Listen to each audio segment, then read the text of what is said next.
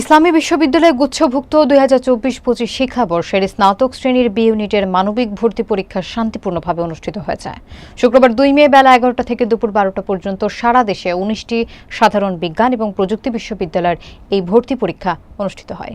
বিস্তারিত থাকছে শেখ মহসিন কবিরের প্রতিবেদনে। ইসলামী বিশ্ববিদ্যালয়ে গুচ্ছভুক্ত পরীক্ষার কেন্দ্র হিসেবে এবার মোট ৫টি ভবনে ৬,৯২৪ শিক্ষার্থীর জন্য আসন বিন্যাস করা হয়েছে। এবারের উপস্থিতির হার ছিল ৯৬%। এবার ইবনে সিনা বিজ্ঞান ভবন, রবীন্দ্র নজরুল কলা ভবন, অনুষদ ভবন, ব্যবসায় প্রশাসন ভবন এবং মীর মোশাররফ হোসেন একাডেমি ভবনে পরীক্ষা অনুষ্ঠিত হয়। পরীক্ষায় অংশগ্রহণ করেছে ৬,৯২৪ জন শিক্ষার্থী, যা মোট শিক্ষার্থীর ৯৬%।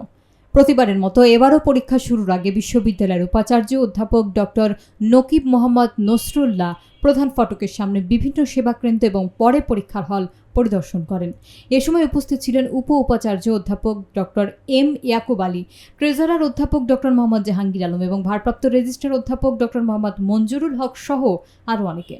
ভর্তি পরীক্ষা সুষ্ঠু এবং শান্তিপূর্ণভাবে অনুষ্ঠিত হওয়ার জন্য বিশ্ববিদ্যালয় প্রশাসনের পক্ষ থেকে সর্বোচ্চ সতর্কতামূলক ব্যবস্থা গ্রহণ করা হয়।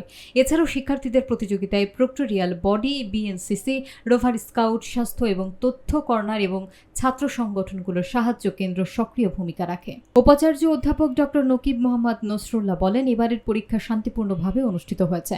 শিক্ষার্থীদের উপস্থিতিও ভালো, প্রশ্ন নিয়েও তারা সন্তুষ্ট।